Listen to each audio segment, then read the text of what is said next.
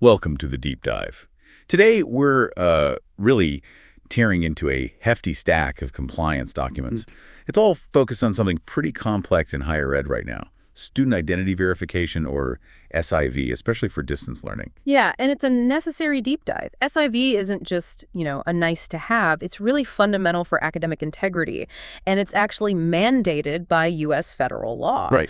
So our goal today really is to get past just the regulations. We want to understand the practical strategies, sometimes, quite creative ones, that educators need to use. To make sure the person who signs up. Exactly. Is the same person who's doing the work, participating, and actually getting the credit in the end. Okay, so the sources you shared, they immediately point to the legal basis, right? This all comes down to the Higher Education Opportunity Act of 2008, HEOA, people usually call it. That's the one, HEOA. It's kind of the big stick here, demanding proof of identity when students aren't physically in the classroom. So what does it actually demand? Well, the HEOA requires institutions to set up, document, and also regularly review their processes for confirming who the student is. At every stage. Pretty much. From the moment they apply and enroll, right through coursework, exams, and, final course completion, it boils down to a specific section, 602.17. And that asks the key question. Is the person logging into this online course the actual student who's supposed to be there?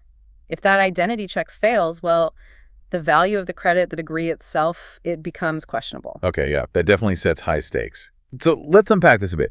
The law must specify how institutions do this verifying, right? What are the main methods they recognize? It does. The documents lay out three main ways. The Right. first one is probably the most common, a secure login, unique username, password, standard stuff. Okay. The second is using proctored examinations. That could be in person at a testing center or increasingly online. And the third. The third is a bit broader. It covers new or emerging technologies and practices, basically anything new that works well for verification. Okay, that's where things get interesting with tech. Yeah. But wait, there's always the privacy issue, right? No. You can't just roll out some new facial recognition thing without thinking about student data. Absolutely. That's the constant balancing act. Any method used for SIV, doesn't matter if it's a simple password or complex biometrics. It has to protect privacy. It must rigorously protect student privacy. And this isn't just good practice. It's legally tied to FERPA, the Family Educational Rights and Privacy Act. Right, FERPA, huge implications there. So HEOA says verify, but FERPA puts really strict limits on how you collect and use that student data. Institutions have to prove they're walking that line. So given those FERPA limits, what specific info, what personally identifiable information, or PII, are schools actually allowed to collect for this verification? Students get nervous about this stuff, understandably. Yeah, they do. For verification, the sources clarify it's usually things like the official student ID number, maybe the last 4 digits of their social security number, and, importantly, at least 2 other pieces of information to cross-reference. So that might be their email address on file, date of birth, maybe current home address, or that username they set up. It's about creating multiple checkpoints, but within the rules. Exactly. A strong proof trail, but keeping it compliant with all the confidentiality laws. Okay, let's shift gears to where this really matters most, maybe. Assessments, particularly summative ones. Big papers, final exams, projects, these heavily influenced grades, so authentication seems critical there. It is. This is where the stakes are highest for integrity. So how do institutions prove the student did the work? Not just that the work is original. Right, and that's a crucial distinction we need to make. It's often a point of confusion, especially for faculty new to online teaching. We all use tools like Turnitin.com. Yeah, for plagiarism checks. Exactly. Turnitin is great for checking the work. It generates a report, tells you if the text matches other sources. Think of it like checking the luggage for contraband. Okay, checking the luggage. I like that analogy. But Turnitin, it cannot check the passenger. It can't tell you if the student enrolled in the course is the one who actually sat there and wrote that original paper. So verifying originality is not verifying identity. Precisely.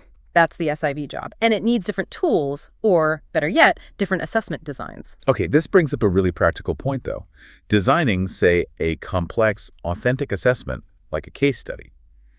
That sounds way more secure than multiple choice, sure.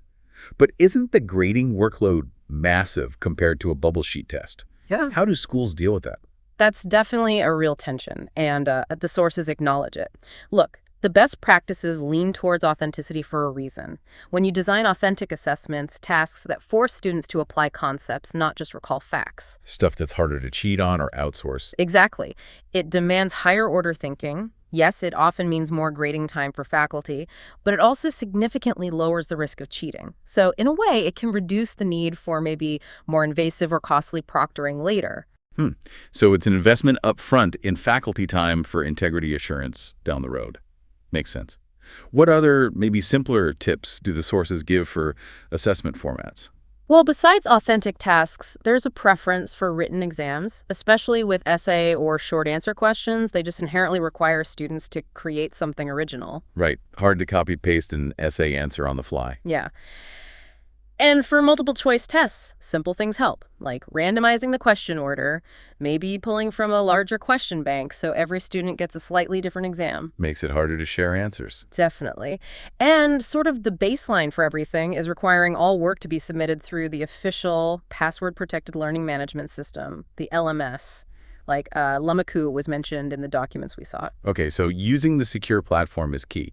It sounds like the really strong strategies, though, the ones that build confidence, involve more direct interaction. What are those high-touch methods faculty can use? Yeah, we're moving now from just tech checks to, well, pedagogical checks. Strategies that increase that faculty-student connection are often the best SIV. Like what? Like requiring formative drafts.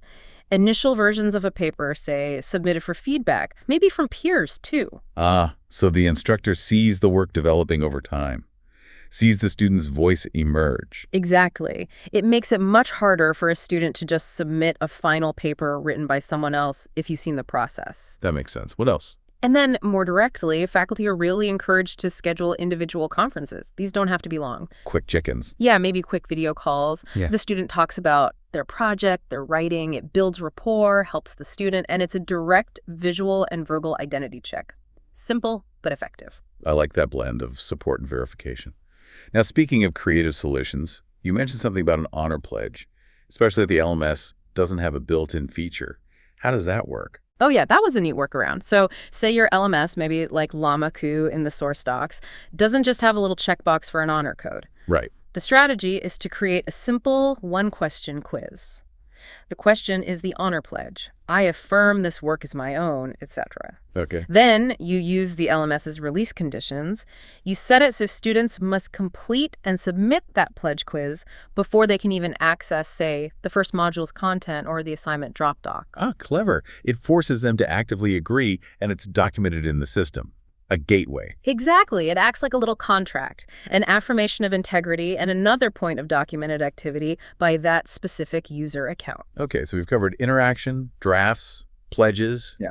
Let's circle back to that third category of verification methods, Hmm. new and emerging technologies. Mhm. What's actually being used or considered there, and what are the hurdles? This is where things get, well, potentially intrusive if not handled carefully. A lot of emerging tech focuses on behavioral biometrics. Things like keystroke dynamics, analyzing the unique rhythm and pressure someone uses when they type, or using AI to look for consistency in writing style across different assignments. Wow, okay. Keystroke dynamics.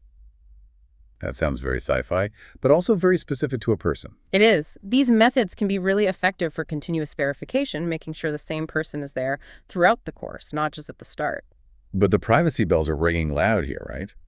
FERPA must have a lot to say about collecting typing rhythms. Oh, absolutely. The FERPA risk is significant because that kind of data is highly sensitive PII. If a school adopts something like keystroke analysis, they have to prove, ironclad, that the data is secure and that it's only used for SIV. That's the purpose limitation principle. Can't use it for anything else without asking. Not without explicit informed consent. And proving effectiveness while guaranteeing that level of privacy and security required by HEOA and FERPA, that's a huge challenge. It's likely why many places, like the one in our sources, seem cautious about jumping in too deep with these yet. That friction makes total sense. Okay, let's pivot to the method most people probably think of first. Proctored exams. We know making students travel to a testing center, like the NOVO Center mentioned, isn't always practical for online learners. Distance, work schedules. Exactly. That difficulty is a major driver behind online proctoring solutions. Now, the interesting thing in the source material was about the approach. It noted that the institution, UH West So Ahu in this case, Yeah. they don't currently have a big contract with one of those third-party online proctoring companies, the ones that can be quite expensive. Okay, so what do they do? They actually created their own sort of self-build internal online proctoring service. Oh, interesting. In-house. And the key detail there. The key detail is that this internal service is provided free of charge to their students. Wow, okay. That's a significant commitment. No extra fees passed on. It is. And it neatly avoids a major compliance headache. Because, see, if individual faculty do decide to use an external third-party proctoring service, The ones that charge per exam or per student. right, those costs almost always get passed directly to the student, often for every single proctored exam they take. Which brings us to what you call the must-know rule. The critical compliance point about disclosing costs. When does that have to happen? This is absolutely critical and where institutions can get into trouble if they miss it. Any additional cost to the student associated with SIV, like those third-party proctoring fees, must be disclosed at the time of enrollment or registration for the course. Not later. Definitely not later. It has to be upfront before the student is financially committed to the course. The course syllabus is not sufficient as the first notification. So putting it only in the syllabus, which they might not see until the first day of class, is too late. That's a huge takeaway. Absolutely too late. It violates the federal requirement for transparency. Okay, so if the syllabus is too late for the first notice, what are the recommended ways to get that cost information out early and clearly? The sources suggest a multi-pronged approach, really. First, put it clearly on the distance education program web pages and in the official general catalog. Makes sense. Public-facing. Second, add a specific course comment right there in the online schedule of classes when the student is actually registering. A flag that says, additional fee required for identity verification. So they see it as they're picking the course. Exactly. And third, then you provide all the detailed information, the specifics of the fee and the service, in the course syllabus. But again, that's reinforcing the message, not delivering it for the first time. Got it. Layers of notifications starting early. Okay, this has been a really comprehensive look at student identity verification. We started with the legal bedrock, HEOA. Right, and the crucial privacy guardrails of FERPA. Then we explored those practical strategies, the authentic assessments, the formative drafts, those individual The check-ins. pedagogical approaches that build trust and verify. And we covered the tech side too, the emerging biometrics, the proctoring dilemma, and that critical point about disclosing any extra costs right at registration. You know, if you step back and look at the big picture, it's pretty clear SIV isn't just about ticking a compliance box. While things like secure logins or formal proctoring are necessary checks, the strategies that actually seem to boost learning, like asking for drafts, having conversations about the work, The good teaching practices. right, those also happen to be really effective and maybe less intrusive ways of confirming identity. It really feels like academic integrity and identity verification are, well, two sides of the same coin. That's a great way to put it. Good teaching inherently supports verification. Okay, so we've established that checking originality, like with Turnitin, is different from checking identity.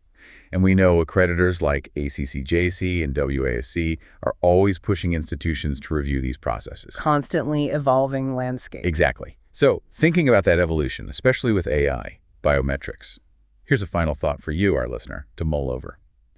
How can institutions embrace these powerful new verification technologies to meet HEOA's demands without sliding into excessive student surveillance and blowing past those non-negotiable FERPA privacy lines? What's the next step in balancing compliance, convenience, and student rights?